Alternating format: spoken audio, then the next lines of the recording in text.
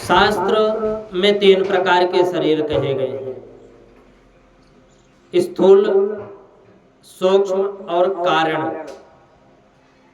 आंख को दिखता है वह स्थूल शरीर है, और सूक्ष्म शरीर 17 तत्वों का बना हुआ है। 5 कर्मेंद्रियां, 5 ज्ञानेंद्रियां,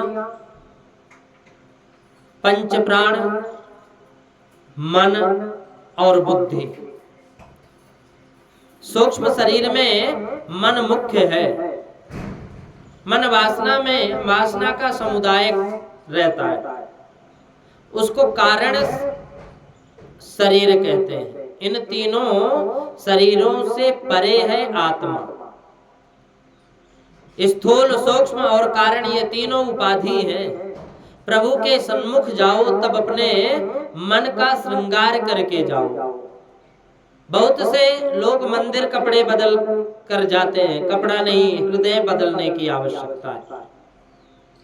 कपड़ा बदलने की आवश्यकता नहीं है भगवान के पास, क्योंकि भगवान को सब कुछ पता है। भगवान बाहर से नहीं देखते, भगवान तो अंदर से देखते। अंदर क्या चल रहा वो देखते हैं, भाव देखते हैं। भगवान कपड़े को नहीं, हृदय को देखते हैं। निश्चय करो कि भगवान मुझ पर दृष्टि डाले, उस योग्य बनकर परमात्मा के पास जाऊंगा। ऐसा विचार रखना चाहिए।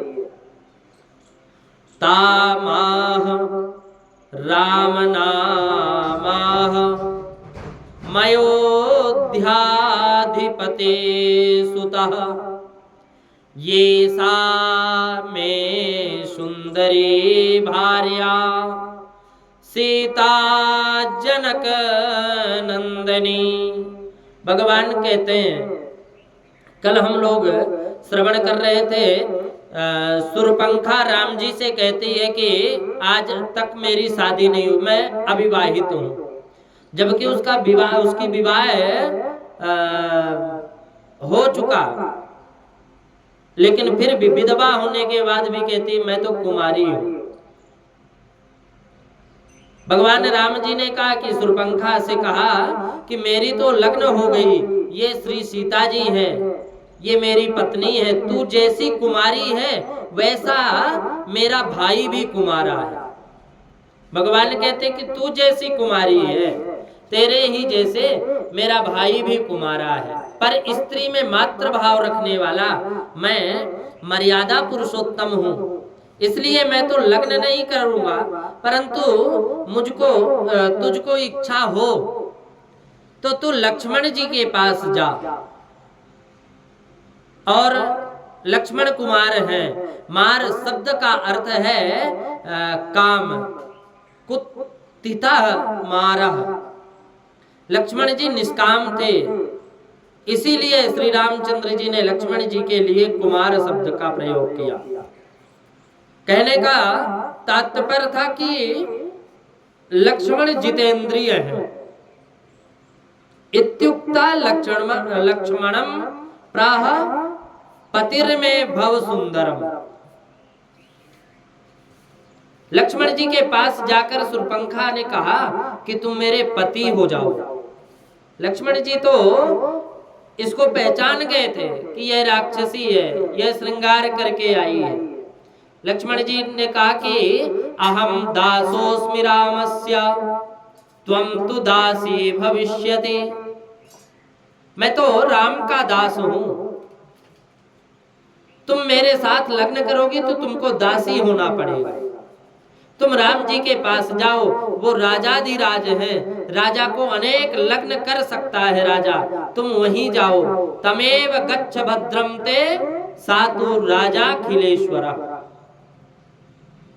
राम जी, लक्ष्मण जी का वचन सुनकर सुरपंखा राम जी के पास गई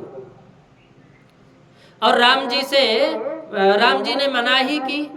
तब सुरपंखा ने स्वयं का मूल स्वरूप प्रकट किया, उसने राक्षसी स्वरूप धारण किया और राम जी के पास आकर के बोली कि अब तेरी पत्नी को मैं भक्षण करूंगी। वासना भी सुरपंखा की तरह पहले सुंदर लगती है, परंतु बाद में स्वयं प्रकाशित होती है, जीव को फंसाती है। वासना आरंभ को कोमल लगती है, आरंभ में प्रथम में पहले तो बहुत अच्छी लगती है, परंतु भयंकर बहुत होती है। वासना को पकड़ में से जल्दी छूट पाते नहीं, फिर अगर पकड़ में आ गए वासना के तो फिर छूट नहीं पाते। सुरपंखा श्री सीता जी की तरफ दौड़ी। रघुनाथ जी ने लक्ष्मण जी को इशारा किया, लक्ष्मण जी दौड़ते चले आए और सुरपंखा के कान पकड़ लिए। चिच्छेदनासाम कर्णौ च लक्ष्मणो रघुविक्रमः। लक्ष्मण जी ने सुरपंखा के दोनों कान काटे तथा नासिका काट ली। रुधिर निकलने लगा, खून बहने लगा, तो सुरपंखा बहुत व्याकुल हो गई। वहां से वह खर और दूषण त्रिशिरा आदि राक्षसों के पास गई। कहा कि राम जी के भाई ने मेरी ऐसी दुर्दशा की है। समस्त राक्षस रघुनाथ जी के साथ युद्ध करने को तैयार हो गए। राक्षस सेना युद्ध करने आई, भयंकर संघर्ष हुआ। जघान प्रहरार धेना सर्वार्णेव रघुत्तमम्। बहुत थोड़े समय में प्रभु ने सब राक्षसों का विनाश कर दिया। जो धनुष बाण सजा कर रखता है उसको कोई भी राक्षस नहीं मार सकता। राम जी वन में भी धनुष बाण सजा कर रखते थे। ऐसा नहीं कि ये सिंहासन में श्री सीता जी के साथ विराजते हैं तभी ही धनुष बाण सजा कर रखते। धनुष ज्ञान का स्वरूप है, विवेक का स्वरूप है बाण। गाफिल को राक्षस मारते हैं, जो प्रतिक्षण सावधान रहता है वही ही साधु है। प्रतिक्षण जो सावधान रहता है उसको कोई राक्षस नहीं मार सकता, उसको कोई राक्षस नहीं मार सकता। भगवान श्री राम जी एक क्षण में गाफिल नहीं रहते, एक क्षण भी गाफिल नहीं रहते। वो प्रतिक्षण सावधान रहते हैं। थोड़े समय में ही इन्होंने राक्षसों की अति भयंकर बहुत संख्यक सेना का विनाश किया और श्री सीता जी को आनंद हुआ। सुरपंखा रोती रोती रावण के पास गई। उसने रावण को उलाहना दिया कि तेरे शत्रु मेरा विनाश करके ही मानेंगे, क्योंकि विनाश करने के लिए ही गोदावरी के किनारे आ गए। अभी तक तुमको कुछ खबर नहीं है, कुछ खबर नहीं। अभी कहते हैं कि करसि पान सोवस दिनु राती, सुधि नहीं तब सिर पर आराती। राजनीति बिनु धन बिनु धर्मा,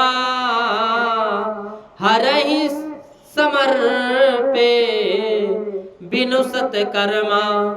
और प्रीत प्रणय बिनु मदते गुनी, ना सही वेगी नेति अस सुनी। राजनीति तू नहीं जानता, अब तेरा विनाश होने वाला। रावण ने पूछा कि बहन ये तेरे नाक कान किसने काटे? सुरपंखा ने सब कुछ उलट कर कहा कि राम जी की पत्नी सीता बहुत सुंदर है, इसलिए मैंने विचार किया कि ये वनवासी राम के लिए ये ठीक नहीं है, सीता तो अपने भाई रावण के लिए अच्छी रहेगी, इसलिए मैं इसको लेकर जाऊं। तेरे लिए मैं वहां गई थी, वहां राम जी के भाई लक्ष्मण जी ने मेरे नाक कान काट दिए, तेरे राक्षसों का विनाश कर दिया। और रावण को आश्चर्य हुआ कि यह विचार में पड़ गया कि खर और दूषण त्रिशिरा तो मेरे जैसे ही बलशाली, इन राक्षसों का विनाश करने वाले राम मानो नहीं है, परमात्मा है। पहले ही दिन रावण को यह बात बिल्कुल ठीक दिमाग में बैठ गई थी। राम जो मनुष्य होंगे तो मैं सीता को ले आऊंगा और वो मेरा कुछ नहीं कर सकेंगे, और यदि राम परमात्मा होंगे तो मुझको मारेंगे तो मेरा कल्याण हो जाएगा। मुझको ऐसा लगता है कि आदि नारायण परमात्मा मेरे लिए ही मानव रूप धारण करके मेरे श्री राम स्वरूप में प्रकट हुए। यदि राम मानव होते तो अकेले इन राक्षसों का विनाश किस प्रकार कर सकते थे। वद्यो यदि श्याम परमात्मनाहं वैकुंठ राज्यं परिपालयेहम् नो चेदिदं राक्षस राज्यमेवा भोचे चिरं राममतो व्रजामि इत्थं विचिन्त्या खिल राक्षसेन्द्रो रामं विदित्वा परमेश्वरं हरिं। श्री राम मानव नहीं है। वंद्यो यदि श्याम परमात्मनाहं, परमात्मा नहीं है।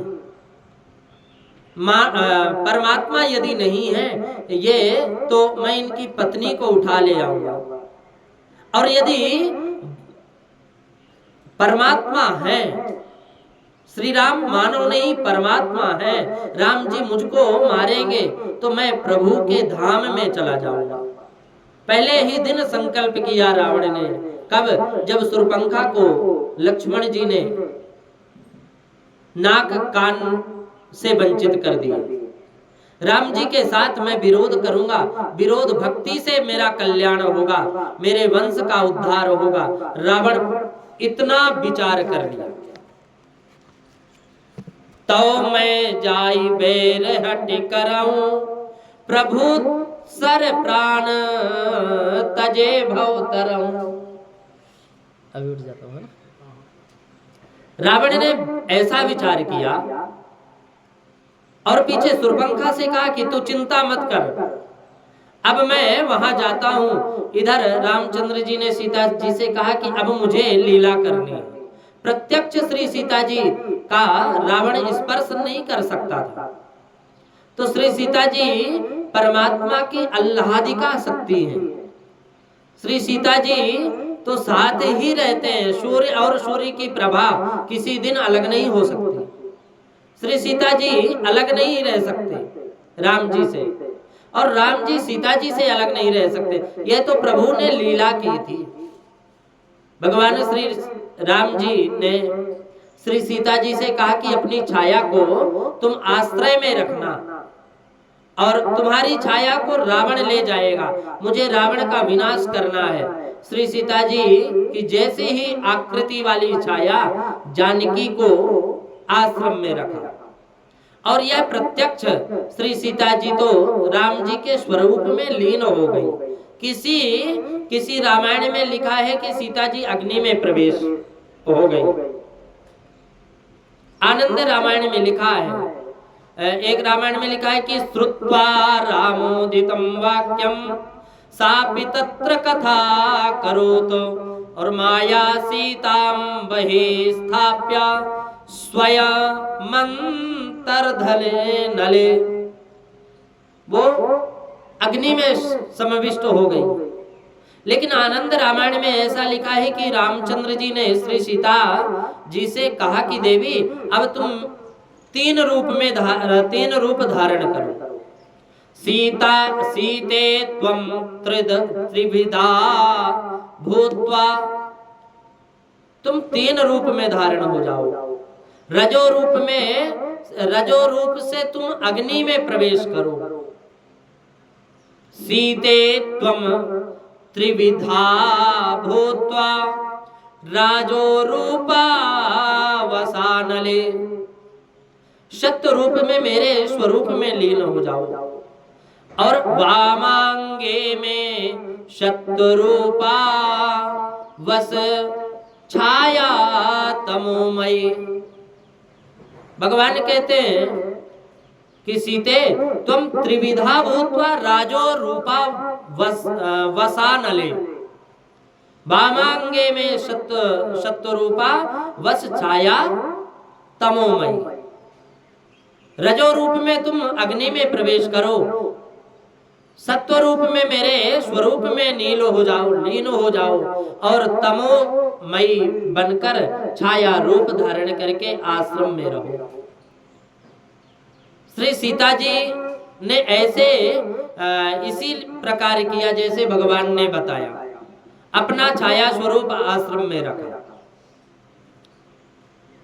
रावण ने श्री रामचंद्र जी से विरोध करने का निश्चय किया और वह मारीच के आश्रम में गया। मारीच के आश्रम में जाकर समुद्र के किनारे मारीच रहता था। रावण वहां गया। रावण ने कहा, जब मारीच ने रावण का स्वागत किया, जब देखा कि आज मारीच के ही आश्रम में, मारीच के ही स्थान पर रावण आया तो बहुत स्वागत किया। विचिन्त्यैवं निशायासं सा प्रभाते रथमास्थितः रावणो मनसा कार्यमेकं निश्चित्य बुद्धिमान। रावण वहां जब गया तो मारीच ने रावण का स्वागत किया। समुद्र के किनारे रहता था मारीच। रावण ने कहा कि महाराज दशरथ के पुत्र राम राक्षसों का विनाश कर रहे हैं। रावण ने मारीच से कहा कि महाराज दशरथ के पुत्र राम लक्ष्मण राक्षसों का विनाश कर रहे हैं। राम जी ने वैर किया है। राम जी की आज्ञा से लक्ष्मण ने निर्दोष शूर्पणखा के नाक कान काट दे। मैं इनके साथ अब विरोध करने का निश्चय किया, तू मेरी मदद कर। तेरी मदद से मैं सीता को वहां से उठाकर ले आऊंगा। मारीच रावण को समझाने लगा, चूंकि विद्वान था। कई बार कामना के कारण बड़े बड़े विद्वान की भी बुद्धि शांत हो जाती है, मलिन हो जाती है, वो कुबुद्धि आ जाती है और शांत स्वरूप में ऐसा लगता है कि पागल हो गया। तो मारीच रावण को समझाने लगा। उसने कहा कि तुम्हारी बुद्धि बिगड़ गई, तुम राम जी के साथ विरोध करने चले हो। राम जी के बाण की तुमको खबर नहीं है, राम जी को तुम जानते नहीं हो। राम छोटे थे तभी एक बार मुझको इनके दर्शन हुए थे। विश्वामित्र के यज्ञ का रक्षण करने के लिए राम जी पधारे थे। मैं वहां विघ्न करने के लिए गया था। राम जी के बल का मुझको वहां अनुभव हो चुका है। एक बाण मुझको मारा, मैं उस बाण के कारण उससे मैं समुद्र के किनारे आकर पड़ा। तब से मैं सतत राम का ही ध्यान करता हूँ। इसलिए त्याज विरोध माति भज भक्ति। विरोध त्याग दो और भक्ति राम जी के करना प्रारंभ कर दो।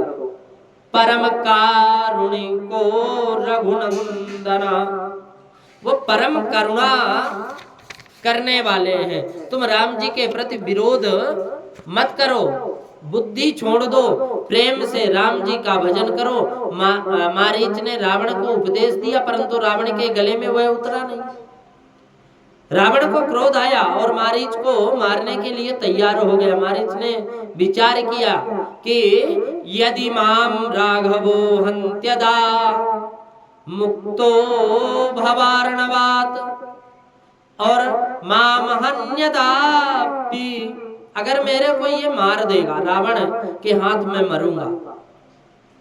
यदि माम राघवो हन्त्यदा, तो राम यदि मारेंगे तो मेरी राम जी के हाथ से मैं मरूंगा, तो मेरा मरण मंगलमय हो जाएगा। मुक्तो भवार्णवात्, मेरी मुक्ति हो जाएगी। और यदि हन्याद्यपि, माम हन्याद्यपि, अगर मैं रावण के द्वारा मरूंगा तो निश्चय है मेरा मंगल, मेरा मरण, मंगल तो अमंगल में बन जाएगा, मेरा मरण बिगड़ जाएगा। तो मारीच ने ऐसा विचार किया कि रावण को सहायता देने की सम्मति दे दी। बोले ठीक है, मैं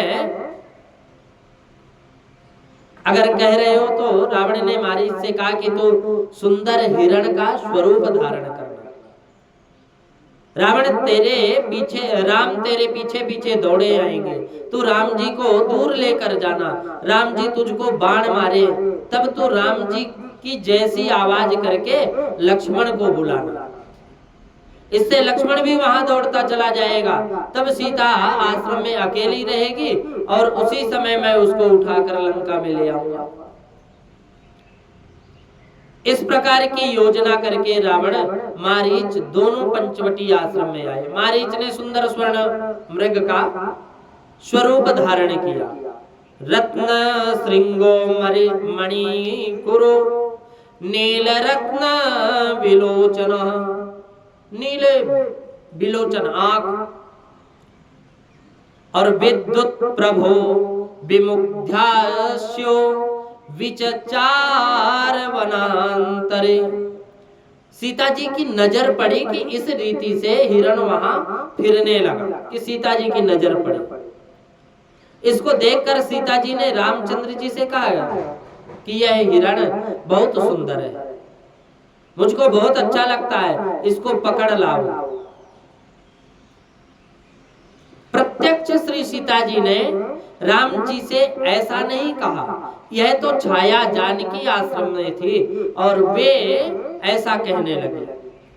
लक्ष्मण जी को भी पीछे से जो कड़वा शब्द था वह सीता जी ने नहीं, छाया जानकी ने कहा था लक्ष्मण जी को, जब राम जी वो मृग को मारने के लिए निकले थे। और मामा मारीच राम जी की आवाज में हा लक्ष्मण, अभी आगे वो कथा आएगी। तो प्रभु ने लक्ष्मण जी से कहा कि लक्ष्मण मैं जाता हूँ, तुम सीता जी की रक्षा करना।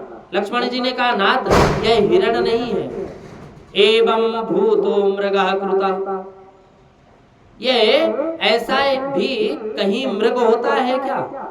यह तो कोई राक्षस है। राम जी ने कहा कि राक्षस होगा तो इसको मारूंगा और हिरण होगा तो इसको पकड़ कर लाऊंगा, और परंतु तुम सावधान रहना, लीला करनी थी, इसलिए परमात्मा नाटक कर रहे थे।